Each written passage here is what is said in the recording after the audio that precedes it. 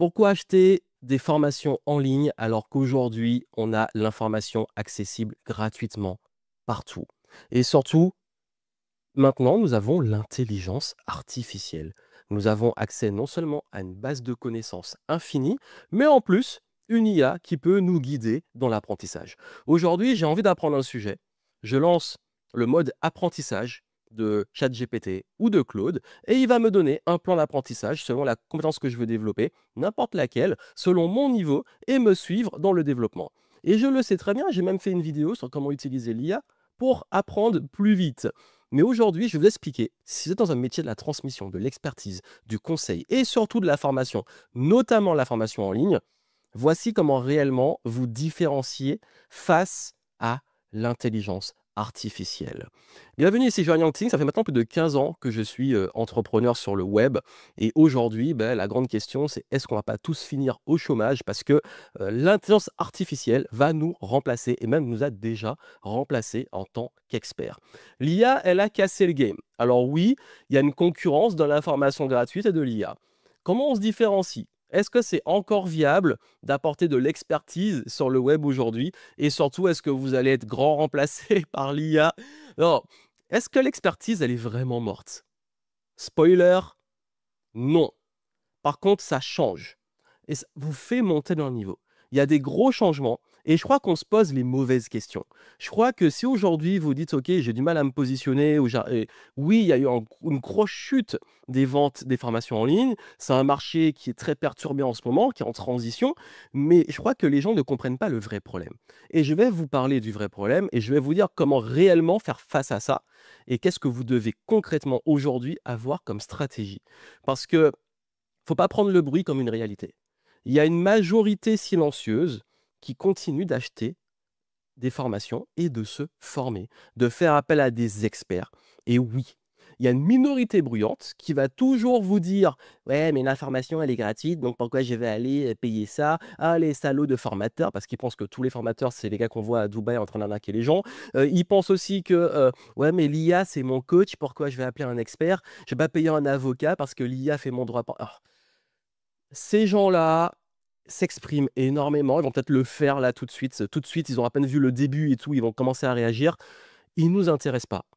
Pourquoi? Parce qu'en fait, si vous êtes déjà convaincu que, c'est mort et que ces formations en ligne, appel à des experts et tout, c'est de l'arnaque, ça sert à rien parce qu'il y a l'IA, l'info gratuite ou tout ce que vous voulez, c'est pas pour vous. Ce contenu n'est pas pour vous. En revanche, vous, si vous avez envie de juste évoluer dans votre temps, vous allez voir pourquoi l'IA et l'information gratuite ont vraiment tué quelque chose, mais c'est pas ce que les gens croient et vous allez le comprendre. Pourquoi il n'y a jamais eu autant de gens prêts à acheter et payer pour se former et pour apprendre? Mais il y a des vrais critères et comment on se positionne. Parce que oui, plus que jamais, le marché est pour moi extrêmement favorable.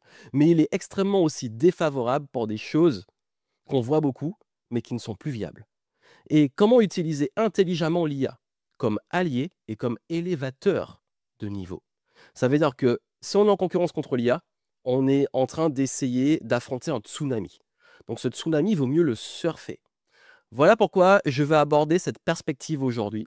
Si vous ne me connaissez pas, je suis Joanne Yangting, je suis entrepreneur depuis 15 ans maintenant. Je me suis lancé pendant que j'étais étudiant, justement, hein.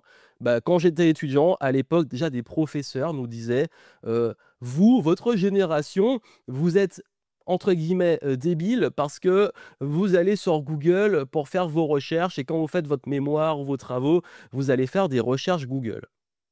J'avais presque envie de dire: «Si c'était le cas, j'aurais pas payé mon école pour être là. Je ne serais pas endetté, j'aurais pas fait un prêt étudiant pour aller dans cette école où il y a un prof très bien payé qui va sûrement être remplacé par Google». À l'époque, l'IA, on n'y pensait pas encore. Donc lui-même, il se tire une balle dans le pied parce que lui, j'aurais presque envie de lui dire à ce moment-là, je me rappelle de la scène en plus: «Toi aussi, tu vas être au chômage bientôt mon gars». Mais en fait, pourquoi? La mort des formateurs. Oui, en 15 ans, j'ai vu comment ça évoluait. En 2008, quand je me suis lancé, l'information avait encore de la valeur. Parce que justement, en plus, on était en pleine crise, la crise de 2008 et tout ce qui a suivi et on avait encore ce truc de, chercher de l'info de qualité C'était possible, on le faisait, on utilisait beaucoup Google, les encyclopédies en ligne, et cetera. Mais c'était vraiment, pour moi, une occasion de se dire: «Ah tiens, il y a plein de choses qu'on ne sait pas, on va les trouver». Entre 2012 et 2017, ça a été l'Eldorado et de la formation en ligne et moi, je me suis lancé précisément, bon, en 2008 en tant que consultant. Pendant mes études, je faisais du conseil en web marketing, marketing internet, digital et cetera. Transition, digitale, gamification et tout. Je vous passe les détails. Si vous voulez mon histoire et comment j'ai transformé mon business de l'époque en business, plus actuel et comment je suis passé de «je vends mon temps» à «je vends plus mon temps», j'ai fait une masterclass d'1 heure, vous avez les infos en dessous, allez la voir, vous aurez l'histoire. Mais là, je vous parle plus de la perspective du sujet qu'on a aujourd'hui. 2012, je me lance et là, c'est un boulevard. C'est, l'Eldorado. C'est, il y a personne sur le marché, il y a très peu d'acteurs. Quand je dis personne, c'est comparé à aujourd'hui. On était vraiment une minorité. Mais du coup, bah, les gens, quand on avait un petit peu d'expertise et qu'on a envie de la partager, voilà, tel sujet, je lance une formation, les gens, ils achètent. Parce que les gens, ils voulaient se former, ils voulaient apprendre. Il y avait aussi c'était une époque où on avait encore plus d'enthousiasme par rapport à ça, par rapport à la connaissance. 2017-2020, ça a explosé. Il y a eu des nouvelles tendances et il y a eu l'arrivée massive des influenceurs make money et tous les gars qu'on a commencé à voir qui mettaient en avant plus le lifestyle que la connaissance. Et là, il y a eu un tournant. Même s'il y avait déjà des dérives à l'époque, mais là, il y a eu un vrai tournant parce que le métier d'influenceur a commencé à se démocratiser avant 2020. Et en fait, ce qui s'est passé, c'est que, à ce moment-là, on n'arrivait plus à différencier, apprendre des vraies compétences, le vrai sens de la formation et on commençait à voir la formation comme plutôt atteindre un statut. Ça veut dire que si tu as accès à la formation, tu vas pouvoir devenir millionnaire, tu vas pouvoir devenir, ultra fit, tu vas pouvoir devenir et on était plus sur apprendre des compétences et avoir accès à des infos, c'était devenir comme. Il y a eu en vrai vous avez vu et retenez tout ce que je vous dis est ultra important en termes de psychologie de ce marché. Et là, il y a eu la bulle. La bulle, c'est qu'en 2020, tout le monde est arrivé sur le web parce que tout le monde était confiné chez lui, il y avait de la tension. Et puis, beaucoup qui jusque-là vendaient leur temps se sont dit, mais attends, là, je suis chez moi, mon business, il est à l'arrêt ou mon salaire est à l'arrêt. Soit je me reconvertis, soit je profite pour aller là. Même moi, mes conseils et tout ce que j'ai fait avec Game Entrepreneur sur l'art de se lancer dans le business et de pouvoir scaler le business, ça a été une explosion. Il y a eu un avant-après 2020, ça a explosé. Beaucoup de monde s'est lancé à ce moment-là, mais comme toute bulle, elle a explosé, on devait dire positivement. La bulle, l'amplification, tout le monde y va, le marché, il explose, les super résultats, qui étaient pour moi des mauvais signaux par rapport au contexte, bah en fait, cette bulle, elle a vraiment pour le coup explosé négativement, dans le sens plus économique du terme, mais plus dans le sens, après 2022, le marché, il y a eu une grosse crise. Le Covid a apporté beaucoup de bonnes choses, entre guillemets, pour le web. Je parle vraiment du web, dans le sens où tout le monde a commencé à y aller, user user des opportunités. Le mot «user» est important dans les 2 sens. User, utiliser, mais user, oppresser, essorer le truc et après 2022, bah, bon, bah, les gars, les gens, ils en ont marre. Beaucoup d'abus, beaucoup d'acteurs, saturation du marché, trop d'informations, c'est fini. Et du coup, bah, il y a eu un gros down. Beaucoup de gens qui faisaient des gros chiffres se sont retrouvés en galère. Beaucoup le marché, il a été beaucoup plus tendu. Après, il y a eu des hauts, des bas. Mais je vous dis, à ce moment-là, pour moi, bien connaître les coulisses, il y a eu un avant-après. Et un avant 2022, un après 2022. Et du coup, bah, en 2022, qu'est-ce qui se passe? Déjà, on est à l'ère de l'information qui finit, parce que l'information jusque-là, elle était rare, mais aujourd'hui, elle est devenue abondante. Mais surtout, il y a le phénomène de la gratuité. C'est qu'on peut tout apprendre gratuitement. On a accès à tout. Coder, faire la cuisine, montage vidéo, lancer un business, organiser, s'alimenter, tout ça est accessible, oui, gratuitement. On ne peut pas le nier. Maintenant, il y a un vrai problème dans l'ère de l'information. C'est que c'est indigeste. Il y a trop d'infos, c'est ultra contradictoire. On en rigole maintenant, parfois on est en forme d'anxiété même écologique ou d'anxiété de consommateur. Par exemple, il y a juste sur le sujet de l'eau, bah, on ne peut plus boire, l'eau en bouteille, l'eau du robinet, l'eau de ceci, l'eau de cela, les filtres. Il y a toujours un problème. Pareil pour l'alimentation et du coup, on est les gens sont devenus stressés parce qu'à chaque fois, c'est tout le temps contradictoire et c'est un buffet à volonté, on ne sait plus quoi manger. Il y a trop à manger, on se gave et donc on se met aussi à contredire les experts. Vous êtes informé quand vous allez voir un professionnel. J'avoue, moi aussi, quand je vais voir mon médecin, ah bah, je me suis renseigné sur le truc, il y en a même, on va parler de l'IA juste après, qui vont aller demander leurs symptômes à l'IA et même pour les professionnels, parfois c'est dur parce qu'ils vont se faire contredire. Alors déjà nous, quand on était, quand je disais, je parlais des profs, si j'allais chercher l'info, je pouvais le contredire, mais aujourd'hui l'IA le fait, limite instantanément. Donc les formateurs auraient déjà dû disparaître avec Google. Si on dit ça, si on a ces arguments, pour moi, avec Google, il y aurait dû avoir une disparition des formateurs et des experts. Et pourtant, ils sont toujours là. Et ils étaient toujours là à, on va dire, l'âge d'or de Google, les années 2010. Donc, pour moi, c'est un faux problème, l'information gratuite. L'intelligence artificielle, de ce qu'on a parlé de 2022, elle est arrivée, elle a tout balayé et ça va trop vite. Et là, l'accès à des bases de données énormes d'informations croisées, etc. La possibilité de chatter, donc ça veut dire avoir des IA coach, IA psychologue, IA médecin, tout ce qu'on veut. Il y a de tout ce que tu veux comme expertise. Et du coup, bah, il y a aussi un vrai problème avec ça.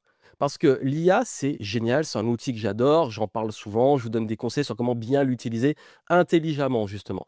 Mais il y a un vrai problème avec l'IA par rapport aussi à l'information et par rapport à l'expertise. L'IA fait très mal des choses.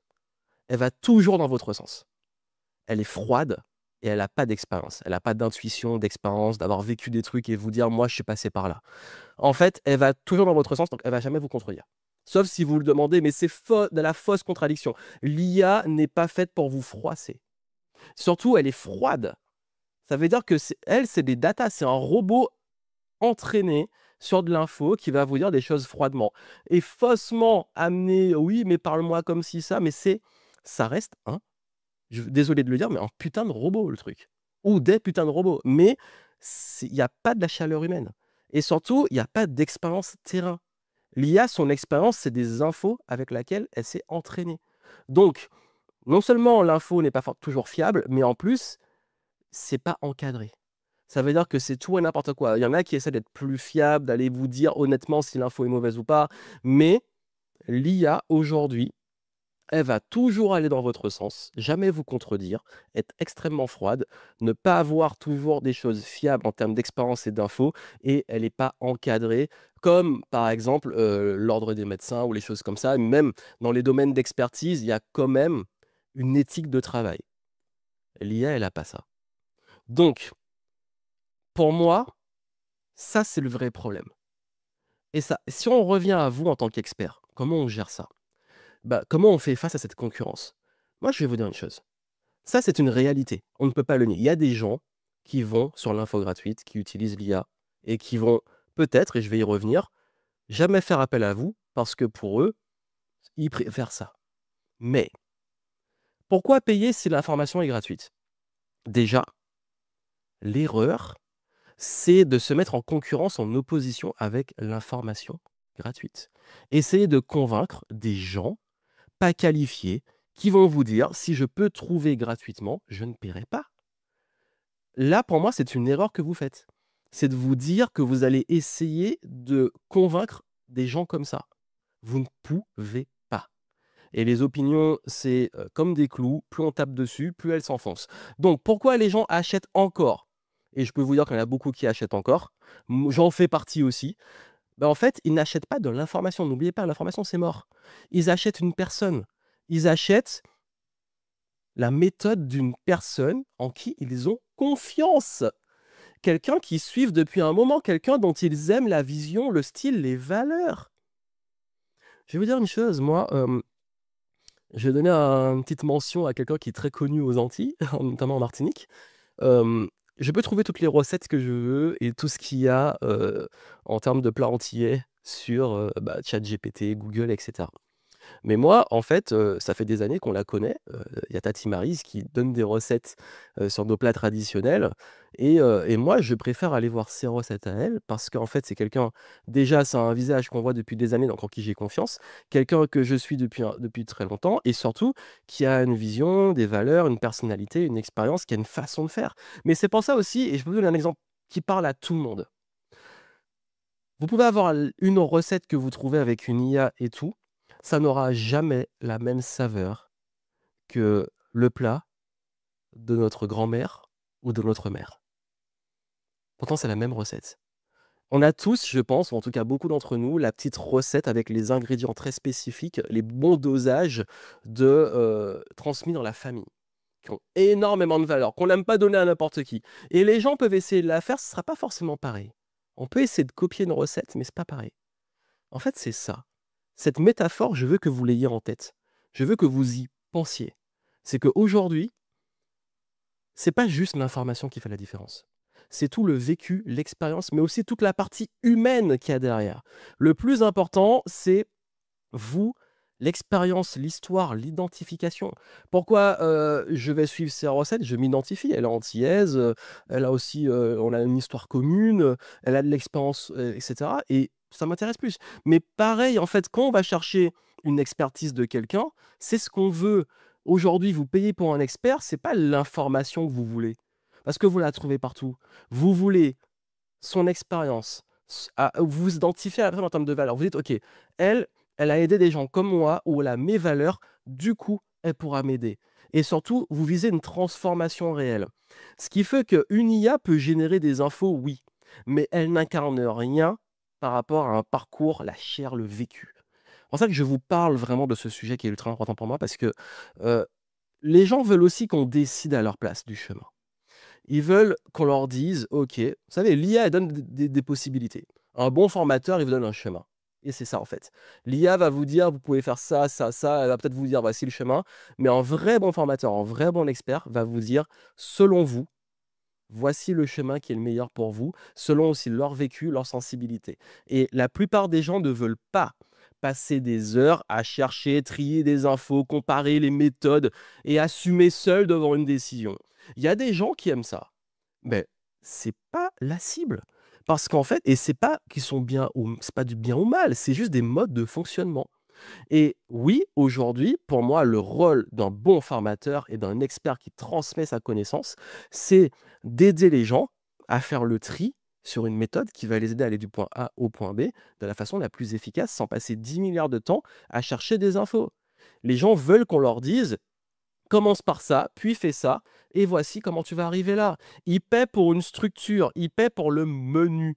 Ils veulent pas le buffet à volonté, ils veulent qu'on leur donne le bon menu adapté à eux, pour pas qu'ils aient à aller choisir dans 10 milliards d'informations.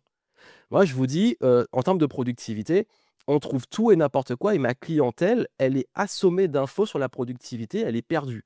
Mes clients, on va dire mes clients les plus fidèles, ils en ont marre qu'on leur de la culpabilité d'avoir 10 milliards d'infos sur, voici comment bien s'organiser et tout. Tout ce qu'ils veulent, c'est un truc personnalisé. Donc moi, quand j'ai créé Flowtasking, j'ai vraiment eu cette idée de: «Voici mon expérience de différents profils de personnalité. Selon votre profil, voici les décisions, les outils et ce qui a marché pour vous. Et si ça marche pas, je suis là pour vous aider à adapter les choses».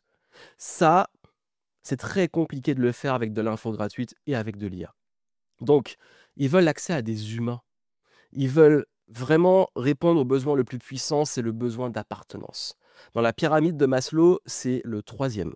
Après, besoin physiologique, manger, dormir, se reproduire et tout. Besoin de sécurité, avoir un toit, l'argent et ensuite il y a le besoin d'appartenance. Le besoin d'appartenance, nous l'avons tous.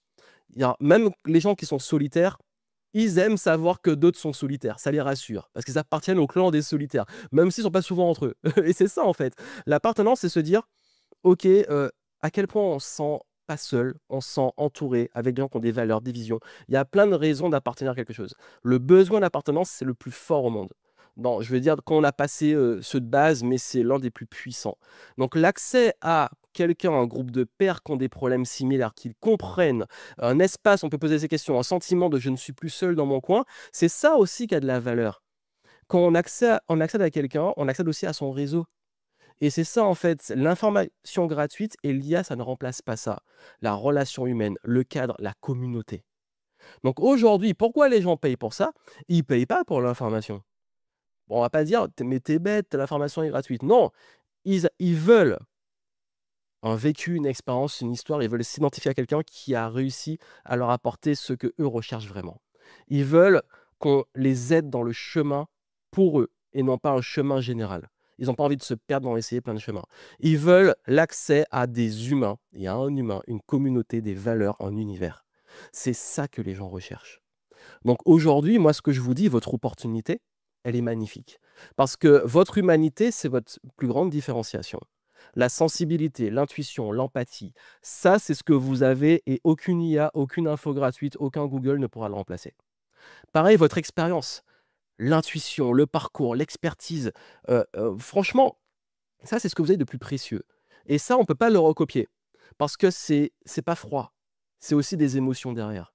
Aujourd'hui, moi, quand je fais appel à un expert sur un sujet et qui va me conseiller, je sais c'est parce qu'il est passé par là et qu'il voit, il comprend, il y a une empathie, c'est lié au premier, il comprend ce que j'ai vécu.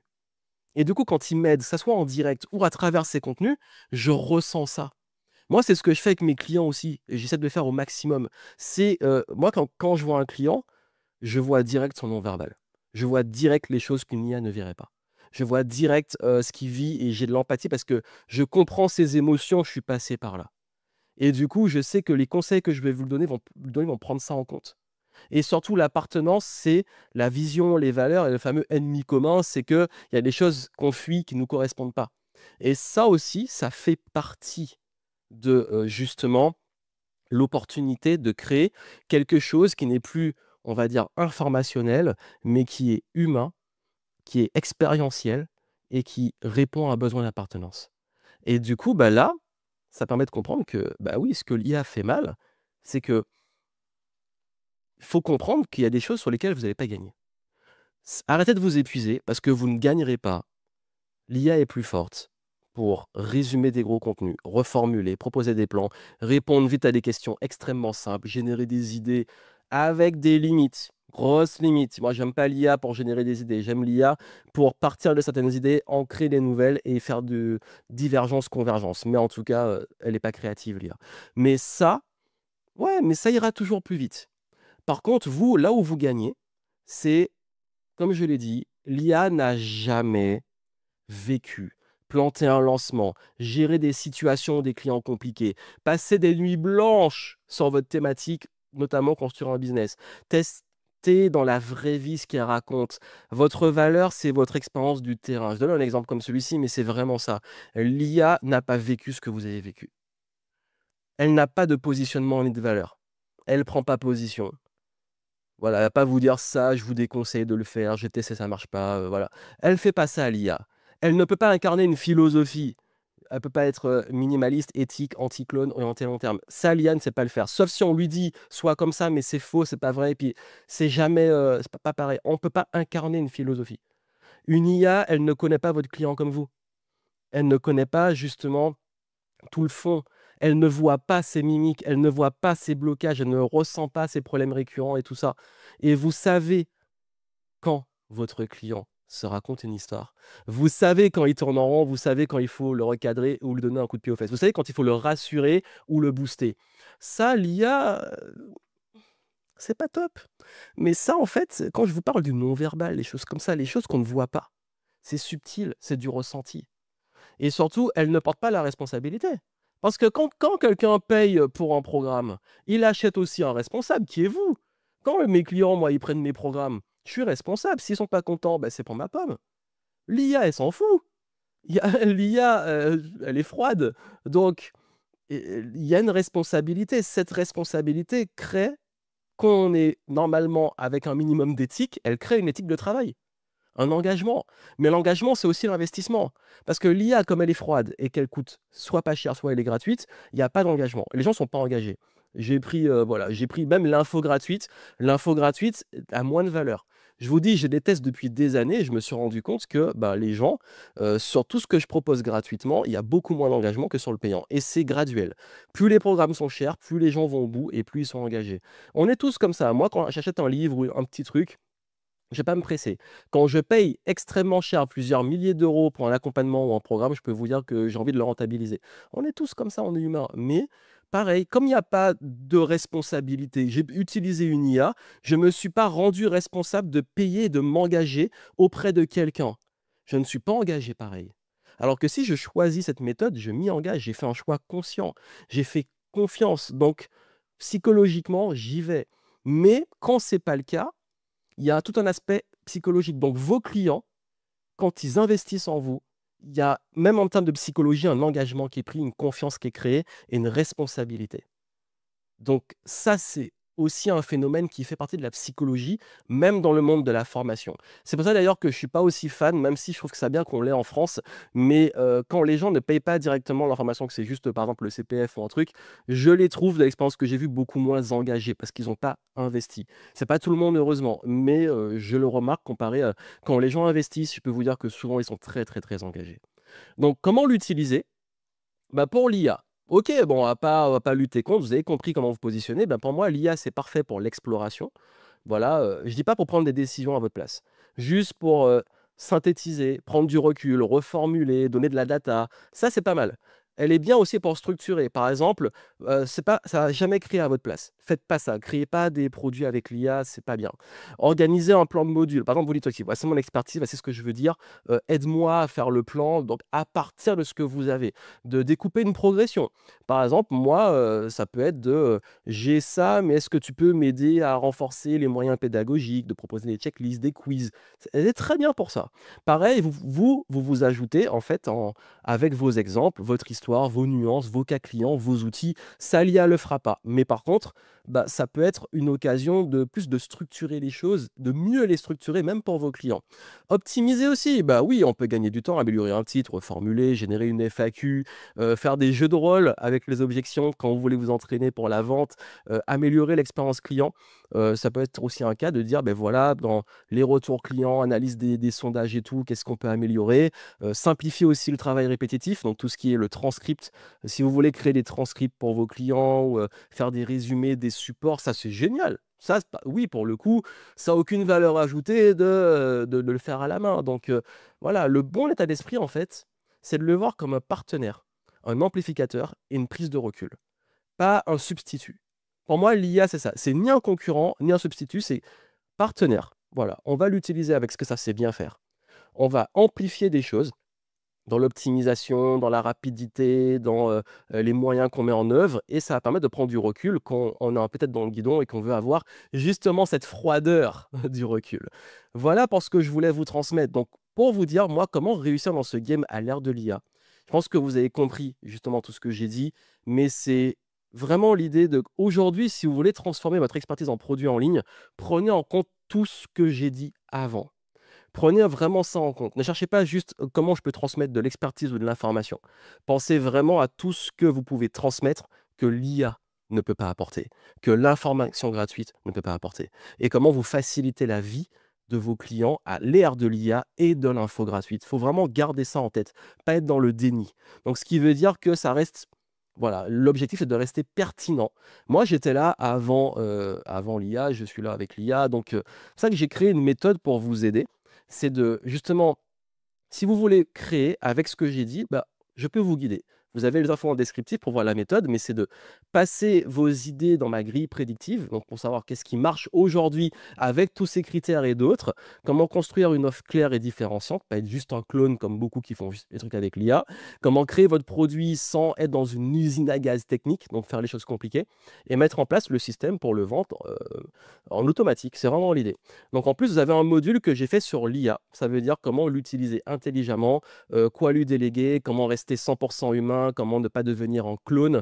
Bref, vous avez tous ces éléments là-dedans et si ça vous intéresse d'aller plus loin, aujourd'hui, vous vendez votre expertise et vous voulez justement passer en un modèle plus automatique, moins vendre votre temps, mais respecter tout ce qu'on a vu ici, bah, vous allez voir. Et si aujourd'hui vous êtes peut-être déjà dans ce modèle, formateur en ligne avec des produits en ligne, mais que vous avez du mal à les vendre, bah, la méthode va vous aider à affiner votre stratégie, le faire beaucoup mieux avec ces critères et cette prise en compte de l'écosystème dans lequel nous sommes, ça veut dire face à la montée de l'IA.